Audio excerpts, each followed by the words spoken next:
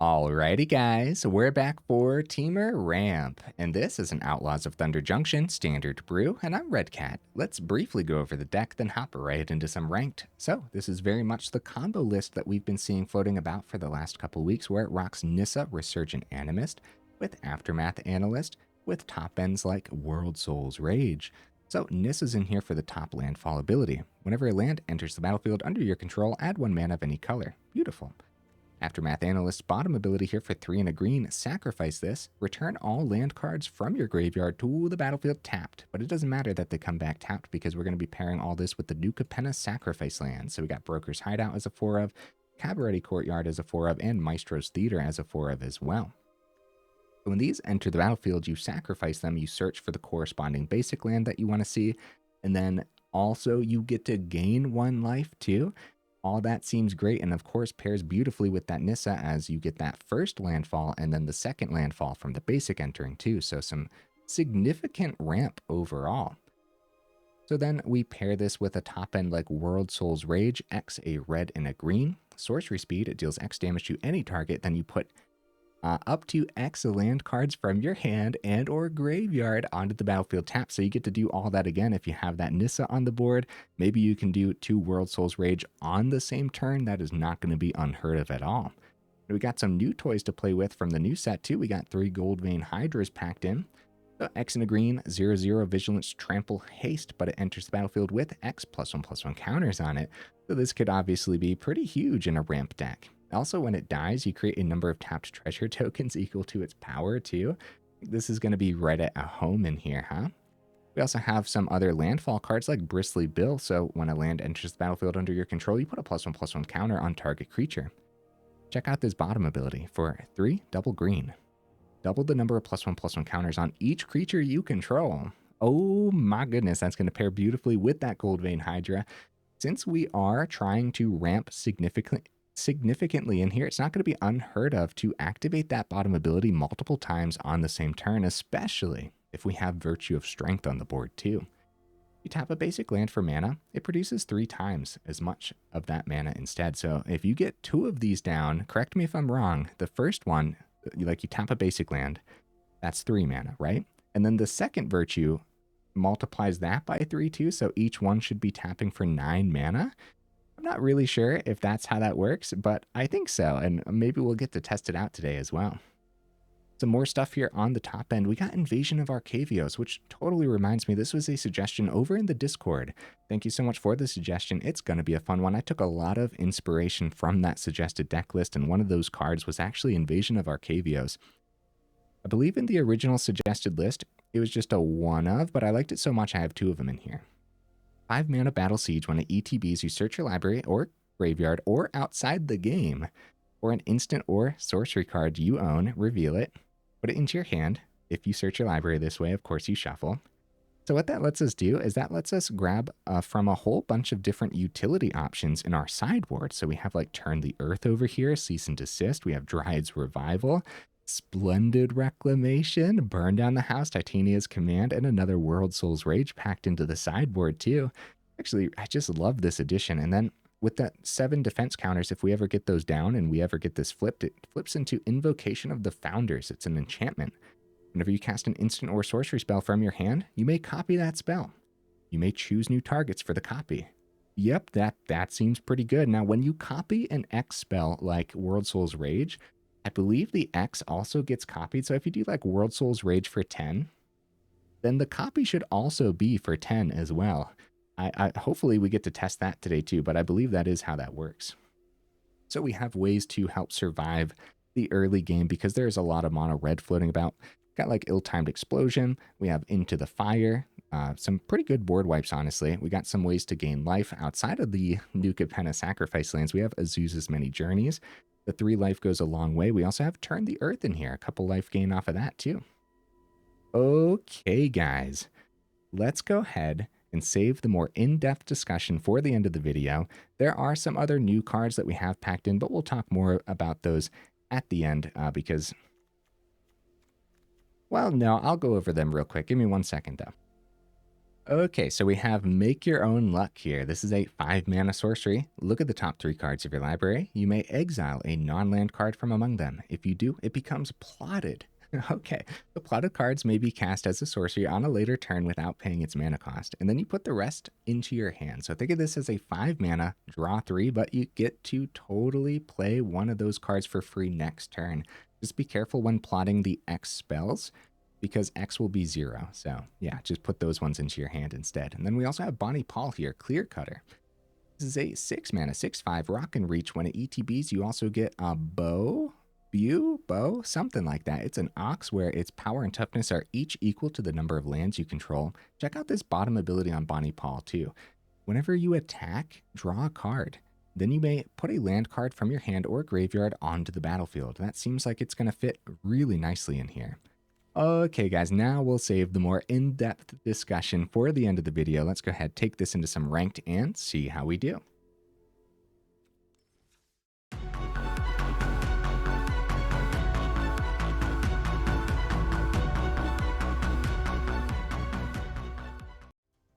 All right, we'll see if we can get right into that first game. In the meantime, what am I expecting from the build? I think it's going to be pretty good, man. I think there's a reason we've been seeing this combo deck a little bit more in the last couple weeks. One, it's really fun to play this style of combo. Okay, no blue source. Should be okay. No new Capenna lands either. Oh, actually, do I like this? I don't think I like this hand, but I also don't think we can mulligan this. Right? We'll be okay for now.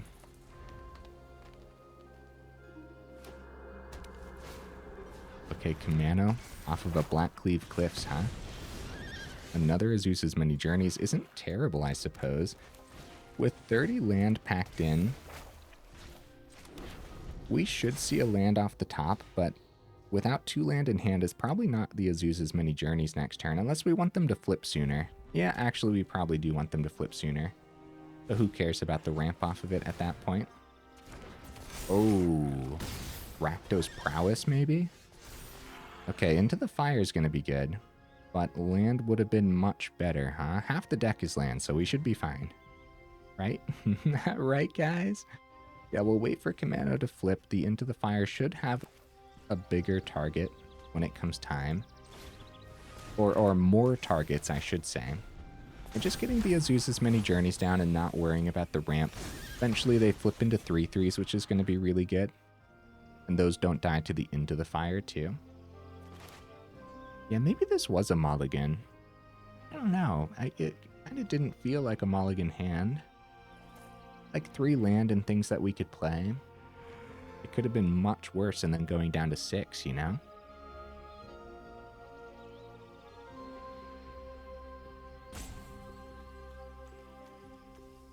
Okay.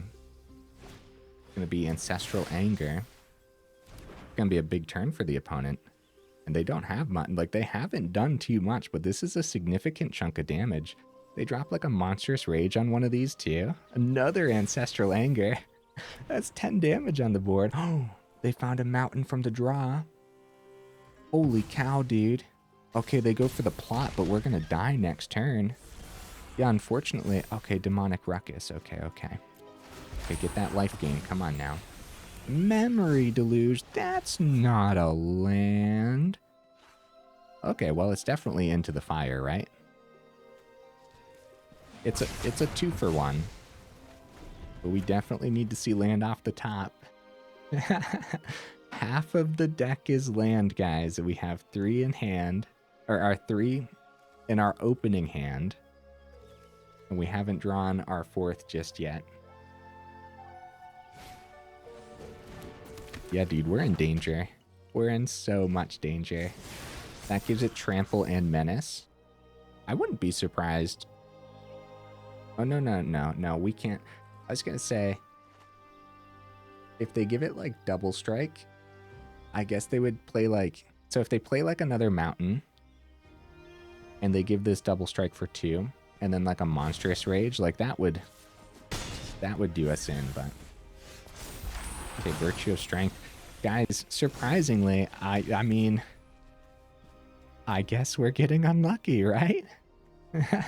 We're 11 cards in. Half the deck is land.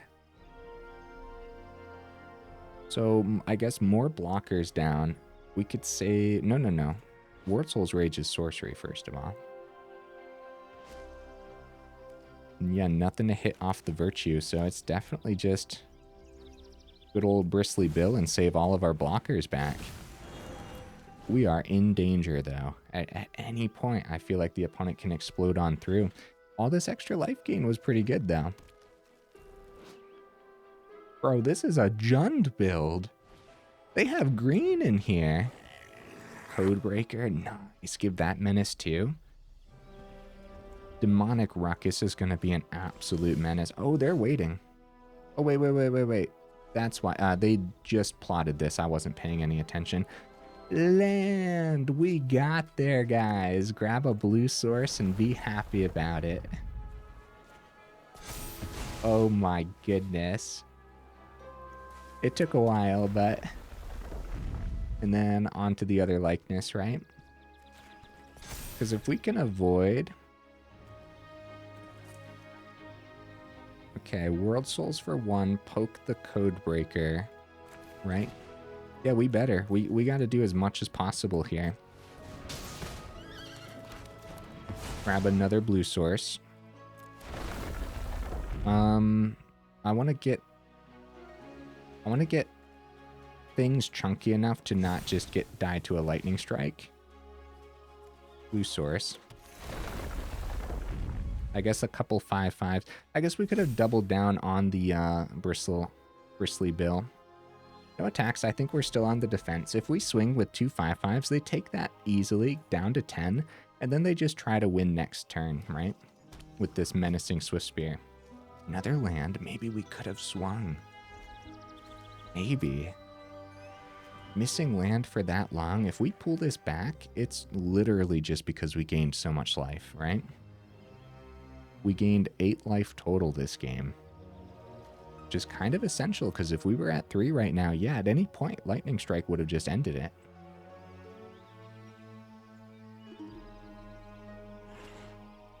Good blockers on the ground, but at any point they could go into the air. Demonic Ruckus number 2. That's a 4/5. I'll gladly double block that. And see what happens. They have 2 cards in hand. They might try to take out both of these likeness in one swoop. And also, they draw 2 off of these Ruckuses.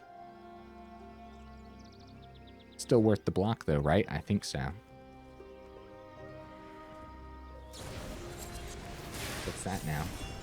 What's that now? Double strike. Oh.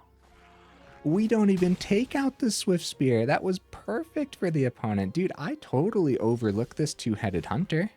Instant speed adventure side. What's the other card that's 2 mana give double strike? That's cool though. 2-headed hunter is definitely one to consider. Okay, mana. That was brutal. That was very, very brutal from the opponent. Memory Deluge. Invasion of 1.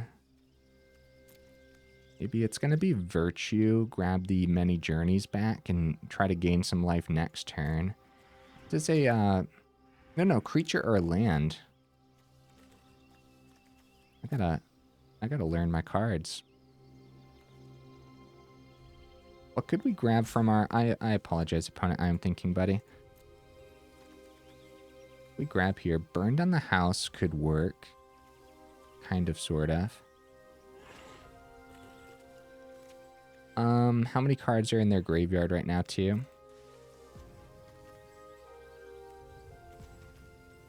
Five cards in the grave. Okay, we're gonna go Invasion. Hopefully we survive their swing from next turn, right? This is gonna be a 5/4. Maybe it's just gonna be Burn Down the House, right, guys? Maybe we just go from there and not worry about anything else. Because I was gonna say, yeah, we're using a timeout here. There's a lot to consider. We get to choose 2 from the command.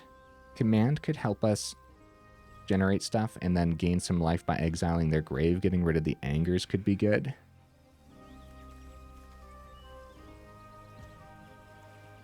This is a really tough decision, guys. And I like that decision could make or break us, period. At this point, since we only have 1 mana open, we are still going to grab the Maestros Theater back from the grave to make sure we actually have a land to play next turn. And that land happens to gain us some life too. Since we can't block that, we might as well swing. Try to flip this as soon as possible. Maybe we can double down on the burn down the house. Because if we get that swing at the invasion, flips into Invocation of the Founders. So we'd copy the burn down the house. Maybe we would go Devils at that point. You know? They got a good swing here. Yeah, Menace Trample's no joke. Demonic Ruckus is no joke, dude. We've been on the run since the beginning. I do wonder if it would have been a different match had we seen the mana a little bit earlier. Oh, they're going to save back. They're going to save a blocker here, dude. Wow. They don't want us to flip that. All right, noted. So we grab a red source on the theater. We got a red source. I guess we'll grab a green source on the theater. Play the mountain next turn. So we still have a good swing. As long as that's not a combat trick, which it has to be a combat trick, right? I mean, they held back this blocker for a reason.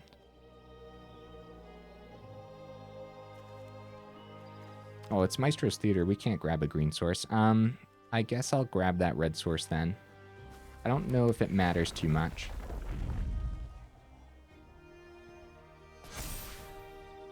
I will attempt the swing. We also have the doubling effect on the Bristly Bill. If it is a crazy combat trick, we can put an extra 3 counters onto this. They go for the block, which means they go for the draws on the Ruckuses. We have Memory Deluge open. Snakeskin Veil. All right. We'll do our trick too then, right? Snakeskin Veil luckily does not give hexproof, or does not give indestructible. It only gives hexproof. That's what I'm trying to say there. Beautiful restock of their hand off of the Ruckus. Love this card, dude. That's brutal stuff. Commando flips next turn. Bristly build might be chunky enough here. They go for a plot instead of playing their 5-mana 2-headed hunter. So they must have... Oh, it passes back. Well, at that point, we'll play our land. But do you guys suppose... Only got 1 land in the grave, too. You guys suppose we take the turn for Virtue? Or do we just double this and swing at face? A lot of tough decisions, actually. I think I'm just going to swing at face. Right? And we might as well just go for it. I don't know if that's the safe way through. They might very well have 11 damage here. So the other option, instead of doubling, we could have flipped the invasion, played the burn down the house for 6 devils. Man, I really like these risky plays, don't I? Just look at it, though. It's so cool. How could I not? How could I not double it? Now, it doesn't have trample or anything, so... Okay. They swing for 3. That is in fact game, as we drop the burn down the house and then swing face as they tapped out. Good game, opponent. All right. Risky play paid off at long last, guys. We got there by risking it. That was sick. That was cool stuff. I think we got a little lucky, right? No, well, first of all, we started off that whole game with a whole lot of bad luck. Half the deck being lands and then not seeing land for that long was pretty bad luck, I would say. I don't know how many turns it was, but I don't know if it matters how many turns it was. We were flipping a coin every single one of those turns, so. Opponent, what you bringing to the table? Hey, there we go. That's all we need. No, we're going to need double blue on the Memory Deluge when it comes time. Opponent goes first. This is an incredibly, like, if the first hand was risky, this has to be equally as risky. Because now we could see 5 land off the top in a row and then just, like, there's nothing here. Yeah, what the heck, man. We'll push the deck to its absolute limits. And that first game showcasing how great the life gain is in here. Oh, buddy, we're in trouble, huh? Save the courtyard for after the Nissa. Now we should thin the deck now. Grab we got double red. I'll grab another forest. That's what the deck uses most of anyway, so. Another plains. Office Inspector. Warden. No, Swooping Lookout. Okay. Into the Fire. That's going to come in handy. I'm not going to reveal that we have red in here just yet. Great draw, guys. Really, really great draw. Oh no, red. Red is in there too. That means they could buff this board above the Into the Fire right now. They do. War Leader's Call. Now Into the Fire hits none of their creatures. Okay. Well. Crap. Nissa's gonna come down. Brokers Hideout grabs us the second blue for the Memory Deluge. Yeah, once the second plains came down, I thought maybe it was gonna be like mono white artifacts. That's totally a thing that we see every now and then. It's rare, but with the Swooping Lookout, you know? Nissa does not survive the turn, unfortunately, guys. We're in big trouble.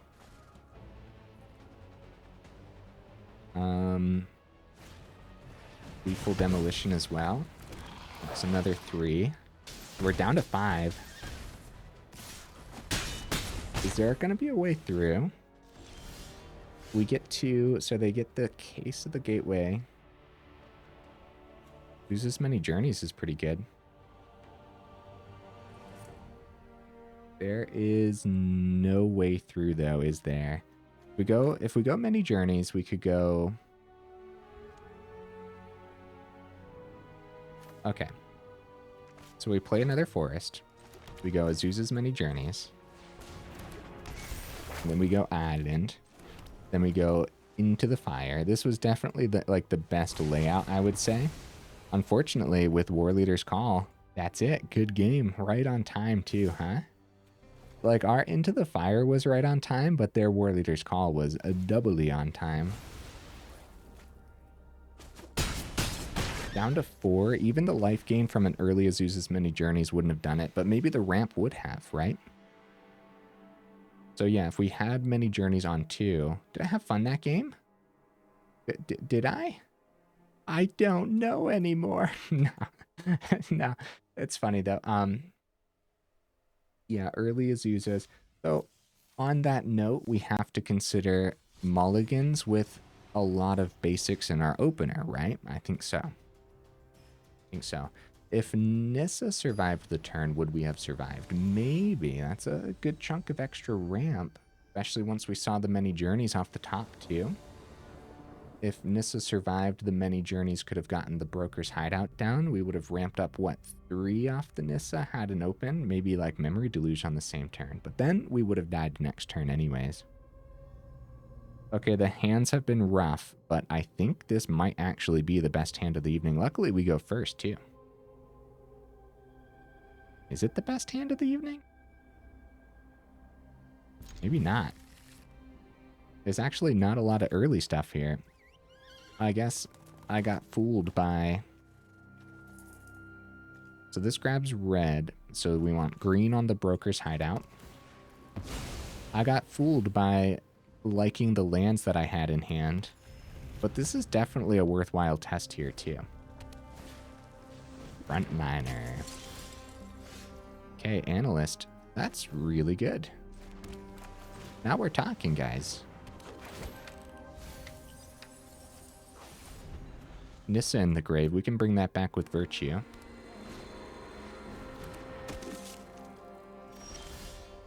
Ooh, Azusa's Many Journeys. Fortunately, not enough land in hand to make that worthwhile.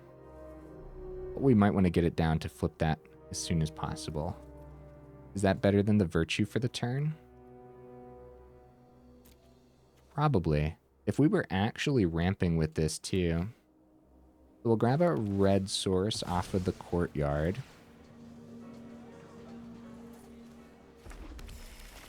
Many Journeys comes down. Yeah, if we were actually ramping with this and had the Analyst ready to go, I guess either way, as long as we see a land off the top. But the land off the top could be a tapped land, so. Knight Errant comes down. Luckily, the opponent's deck has been operating a little bit slow here. Might not be able to grab the Nissa back, guys. We might need to grab a land. Just to play. We go X is 1 on the Worldsoul's Rage. That also does it. Grab a Cabaretti. Instead of like Virtue, because Virtue can grab the Nissa. Worldsoul's Rage for 1 is pretty bad, guys. There's a big reason we have so much mana packed in. And unfortunately, what ends up happening... We don't have double blue on the board yet, but we're going to need double green too when it comes time. So I realistically, I don't even know. I guess double green is first. Right? Yeah, what ends up happening with the new Capenna lands is you're thinning out your deck as the game goes on. So we're like in desperate need to see land off the top, but we're thinning out the deck every time we play a land anyways. They got a pretty good swing here. 5 is getting through, especially since I guess they don't want us to block the frontliner. Okay. That makes sense too. Okay, there's some land off the top. I wouldn't mind, like I wouldn't mind some setup here. Timed Explosion's pretty good too. When it comes time though. So let's get that Nissa back. Let's play it. Cabaretti Courtyard. We don't have anything to play in hand. But it's good practice to get the Nissa down before anything else anyways. Double red on the board, right? We're still going to need that double blue. Oh. Well, that worked out nicely, huh? That worked out really nicely. All right, no attacks. So, creatures they control with power 2 or less can't be blocked by creatures with power 3 or greater. So that is our Nissa and our Likeness. And then if an ability of a creature you control with power 2 or less triggers, that ability triggers an additional time. Oh, if they would have swung with the frontliner, it would have been 6 getting through, actually. We do have a double block into the Delny. Do we risk it? What do you guys suppose? I don't think they can kill both of these. So we'll take the 4 and just try that double block out. See how that works. If they kill both of these... Oh! GG opponent. Well, I'm a little sad now because I really, really would have loved to play that out. Well, crap, dude. Like, I really wanted to get the invasion on the board that game, too. We started to get a really great setup. Like, we're kind of like... What's the word I'm looking for? We're kind of dancing around our bad draws. Maybe they're not bad draws and that's just like, maybe that's just me just thinking they're bad draws, right? Because overall that ended up working out pretty nicely. But maybe it was only working out nicely because we were dancing around it so beautifully. Maybe. Oh my. Okay, dude, we gotta keep this. I gotta try it. But it goes first? Dude, we're so dead. We're so dead. Okay, Cabana. Alright, grab a forest. Because we could see an untapped source off the top, and then Analyst will come down on turn 2.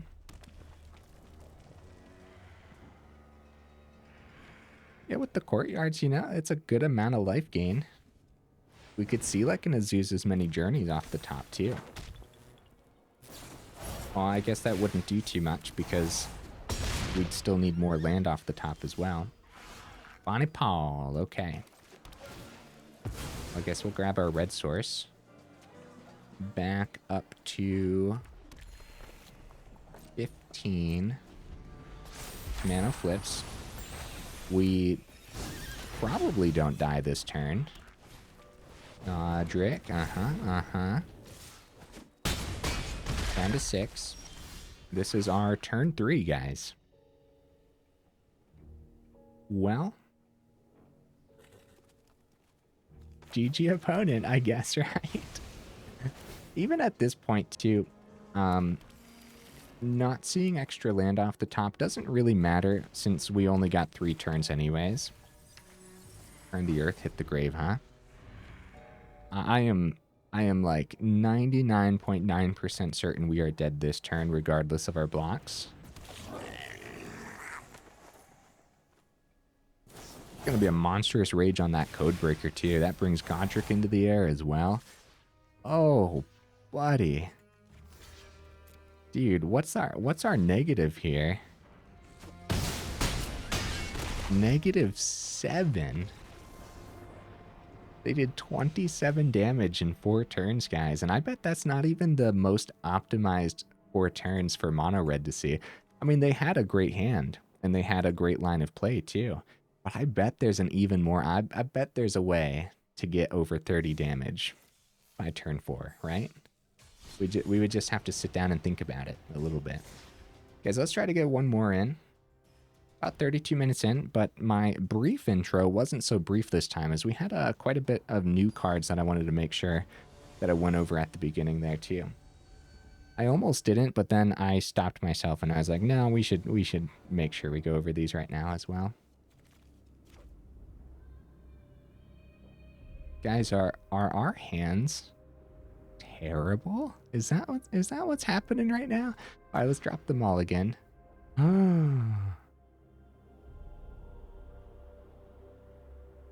Guys, send help. All right, whatever. I guess we can't go down to 5, right? I guess Bristly Bill is only going to be a chump blocker at this point in the game. No green source. If we go down to 5, oh, okay, thank goodness. Way to survive. Yeah, the hands have been horrible, huh? I think so. No, get out of my hand. I'm embarrassed. Don't look. Don't look, opponent. It's not what it looks like. Into the Fire's the choice here for sure. Yeah. The only reason it took them the extra second was because they were laughing at us. They were laughing so hard. Okay, so make your own luck isn't terrible, but like, actually that is incredibly ironic. That is incredibly ironic to see that card with that title, with that card name. Okay, all right. 4th mana isn't bad because at least we'll have ill-timed explosion on time, and like discarding the Memory Deluge wipes their board beautifully here. We're gonna still keep the Echoing Deeps back in case we actually have something in the grave that we don't mind copying with this, right? So, yep. Let's play the Mountain. They know everything except for make your own luck, so they know to play around this ill-timed explosion. And they definitely want to. If they play a value 3-drop,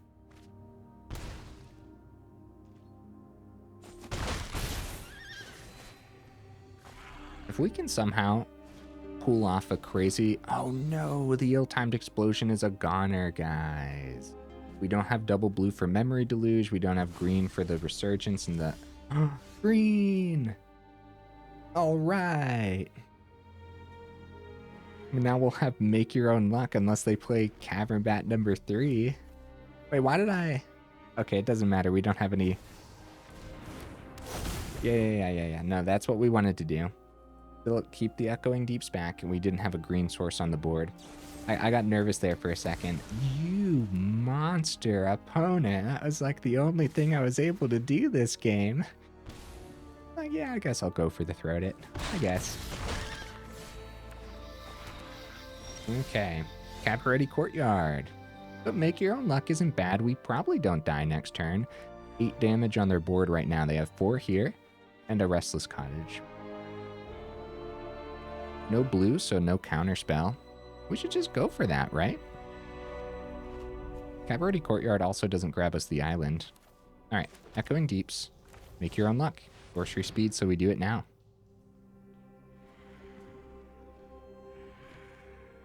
Oh, no, guys.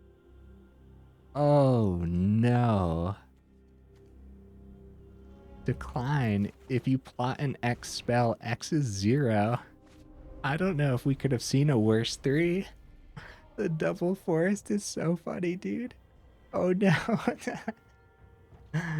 Make your own luck. How? How, game? Teach me your ways. How do we make our own luck? That's really funny. Ooh, Aclazotes. Oh my. Ill-timed explosion off the top. Wow. That might pull us back. The game's throwing us a bone. Heck yeah, dude. Let's do this. 1, 2. So we use the echoing... wait. Okay, yeah. I was just double checking there. At this point, I'm concerned that I'm doing something wrong, so... Okay, Memory Deluge and... opponent drops the Nice. Memory Deluge and... Forest, right? I think so. All right. Beautiful, beautiful stuff. Into the fire. Now we'll go Cabaretti Courtyard. Grab another forest, because as many forests as possible is fine. Go back up to 9. And I will use this while we can to grab the Nissa. Great top deck, guys. I guess drawing 3 off Make Your Own Luck isn't bad, but I'll tell you what, not being able to plot something that could actually be played for free was rough. Down to 5. How do we deal with this cottage without blocking? I guess just get a big chump blocker down, but then immediate spot removal probably, since we've been struggling so hardcore. Or they exile the Memory Deluge sacrifice to, or the discard. Azusa's Many Journeys gains us some life next turn. We get Nissa down. We'll play our forest. And we'll generate a green source. Azusa's Journey number 1. 3 mana still open. I guess it didn't matter to get Nissa down unless we wanted to get Goldvein for 2. As a chump blocker, that's not terrible. We take 4. We might die if they play Sheoldred. So we should still get that chump blocker down, huh? And I should have done this before. I didn't really know what we were doing for the turn, though. It does not get picked up by a cut down. Yeah, since we were going to be swinging with the Goldvein Hydra, I should have done that before, like the Azusa's Many Journeys and whatnot.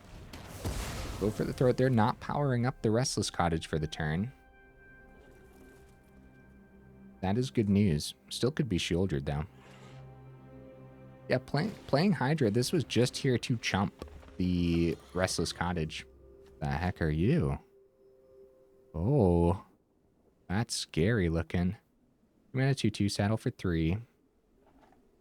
To the top card of your library and put it into your hand. Oh? Oh, you lose life equal to that card's mana value if Caustic Bronco isn't saddled. Otherwise, the opponent loses that much life. Okay, that's scary. Okay, Aftermath Analyst. And we have 2 lands in the grave. Just like take the turn for Virtue. We take the turn for Virtue. Into the fire, we get a couple treasures that way too. We just like, we play as much as possible for the turn, right? 1, 2, 3. This is actually a lot of tough decisions all the time, isn't it? Alright, so it's going to be Aftermath Analyst. If we had more lands in the grave, that would probably be worthwhile. But only bringing 2 back, it's probably just going to be Azusa's Many Journeys to gain another 3 next turn. And then we're starting to flip these other creatures too, so starting to flip into the likeness. Like, Virtue would have been cool for the turn, but Tear Asunder exists in Golgari. Oh, we did hit another land. Maybe that would be better. All of them enter tapped, gain 2. Nah, probably not yet. Because also if they want to remove... If they want to use removal on the Aftermath Analyst, that's fine too. Alright, that's it. I guess we could swing, because that's a pretty good trade for us. Again, I should have swung before playing anything else, but... That's a pretty good trade for us, right? They got removal for it anyways. A couple treasures. At that point, we could play Into the Fire to remove the Bronco. We still have a chump blocker for the cottage. We're at 8 now, too. Do they saddle that? Probably. I'll take care of it. Let's do this. We're slowly fizzling out. Luckily, ill-timed explosion. The only reason we didn't play Into the Fire was because I didn't want to kill our own Hydra. So a 1-for-1 there where the Caustic Bronco could potentially end the game. I think that was worthwhile. Because they could power up Cottage, play a land, or play like a Tenacious Underdog from hand. No. They would have to play, play an untapped source, Underdog, power up Cottage, saddle up the Bronco, full swing, forced to block the Cottage, 2 gets through. I guess they'd have to hit like a 6-mana card off the Bronco's ability. But that's possible. I don't know what's in there that could be 6 mana. Also, guys, the opponent does have the Aclazotes to flip back if they want. Gix's Command. Sacrifices a creature, so we're not going to get to use the Aftermath Analyst ability, unfortunately. And they return the Deep Cavern Bat, grab the ill-timed explosion. Oh, really good play, opponent. That was sick. Azusa's Many Journeys. Okay. So now is the turn to go ahead. We go like this, right? Wait, is that... Yeah, because we get to save 1 treasure if we do it that way. So Virtue's on the board. Everything comes down to our top deck now, right? Or everything comes down to whether or not they destroy the Virtue of Strength this turn. Virtue of Strength? I've been calling this Virtue of Loyalty like this entire video. Who endures, you monster? All right, let's grab that second blue source, huh? Man, this is where that Memory Deluge in the grave would have been sick, but that exile was excellent for the opponent. They swing for 4. If they swing for 4, we take the 4 for the turn until we have a double block for the cottage. But we probably don't successfully have... Look at this, guys. 3 go for the throats over here. Maybe we will have a successful double block. That's all good, opponent. Take your time, buddy. Take your time. They dropped the thinking. That's my most used emote in the game. Okay, they flipped the Aclazotes. Swing up to 22, down to 10. Brokers Hideout off the top. Not terrific, guys. It does help us thin the deck a little bit. They have 5 in the air, though. A lot of great life gain here. 2, I guess just another green source is totally fine. We have a double block on the ground, so we keep it back. Hopefully we actually get that successful double block. Of course, they don't want to swing into it, but we still keep it back to take less damage. It's 5 in the air down to 9, and they go up to 27.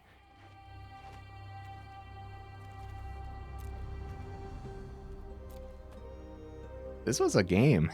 This was a game and a half, dude.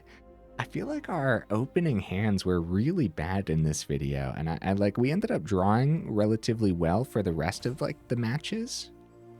Like after the opening hand, we drew pretty well. But what could we possibly do? Oh no. Ix's command.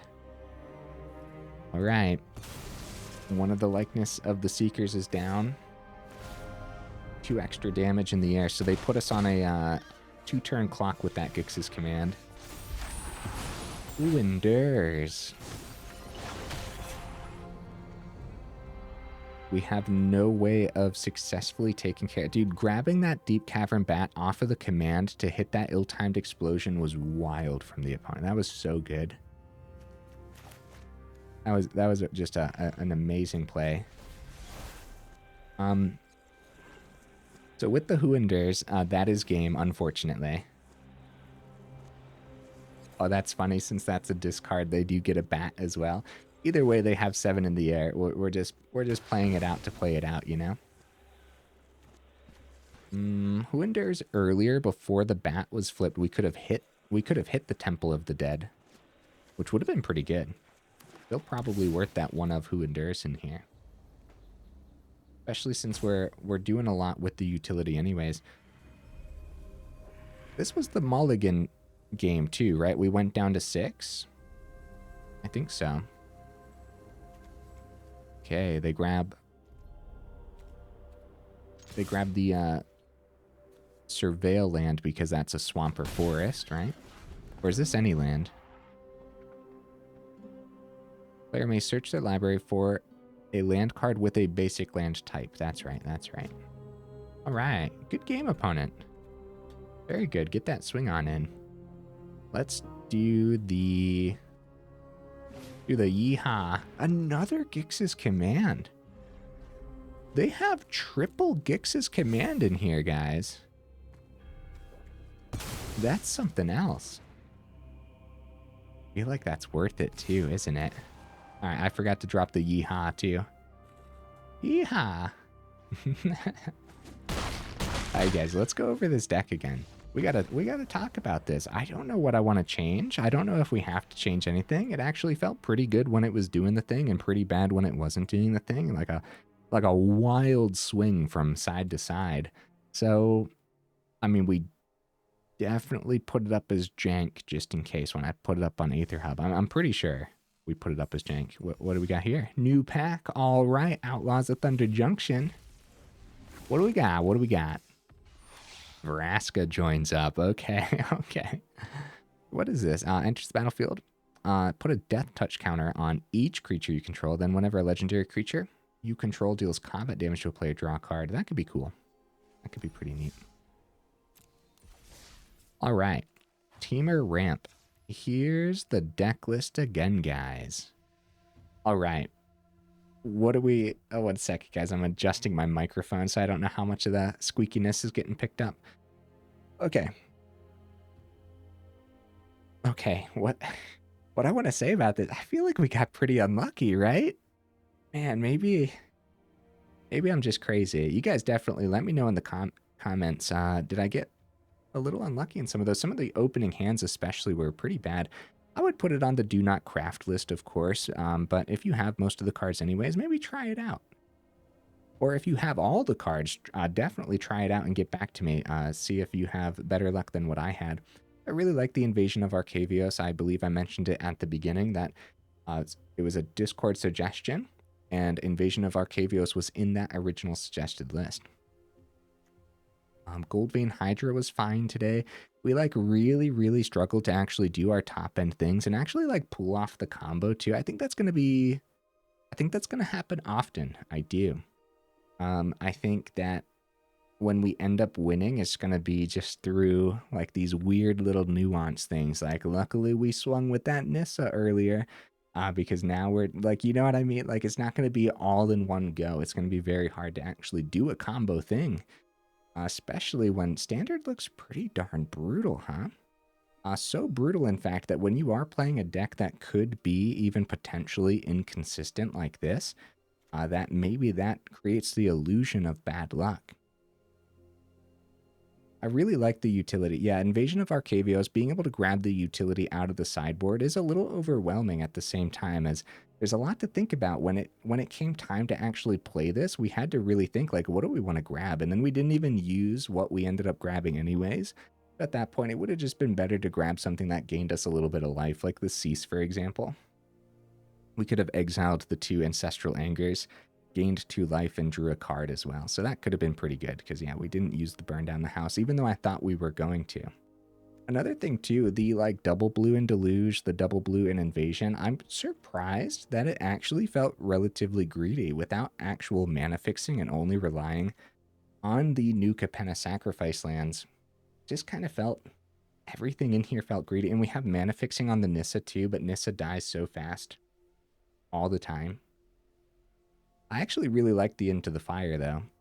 It's too bad that the 2 damage didn't get us there. What, like, we can't just, like, drop this for Brotherhood's End, because then it's double red. And we were really struggling to mana fix properly. We were struggling to see our green sources in our opener. We have Who Endures, Forest, Brokers Hideout, and the Cabaretti Courtyard. Okay, so what is that? That's 17. 17 green sources with 30 land too. Man, it really didn't feel like 30 land. Do we want 31? No, probably not. I feel like I was getting unlucky. I also brought this up in a match where, like, you're also thinning out the deck as you're grabbing stuff too. So you're taking lands out, so you're decreasing the likelihood of actually top decking a land that you really want to see anyways. I thought we were going to, like, ramp off the Azusa's Many Journeys every time we played it. Maybe that came down to the luck, just not having those extra land in hand. Other than that, Azusa's Many Journeys was really good, man. That 3 life goes a long way. I wouldn't drop these at all. Relying on combos like Bristly Bill and the Goldvein Hydra and stuff, and, like, the Landfall on Bristly Bill, like, that, this is the only reason we won that one game against Rakdos. I wouldn't drop it, but don't rely on the combo. Like, rely on everything else on this card, right? Yeah, just like, instead of, like, popping off with ramp, we just activated that for 5 mana once each turn instead, and that happened to be enough to get through. Against the right builds, that's often going to happen, right? Like, if you're up against mono red, they can't deal with a 16/16 Bristly Bill. That's too much for mono red.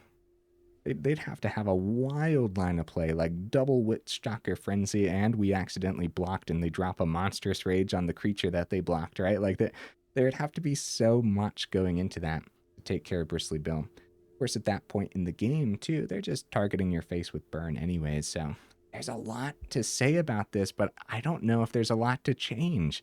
I think I would keep it the same. I think more testing is required for sure, as I am confused. I have no idea if I got lucky or unlucky, or if the deck was good or bad, or just, like, everything in between. No clue, bro, honestly. I would still say, though, it performed bad enough to put it on the do not craft list, so. Okay, guys, if you made it this far into the video for real, y'all are champions. I super duper appreciate you, and I will see you in the next video.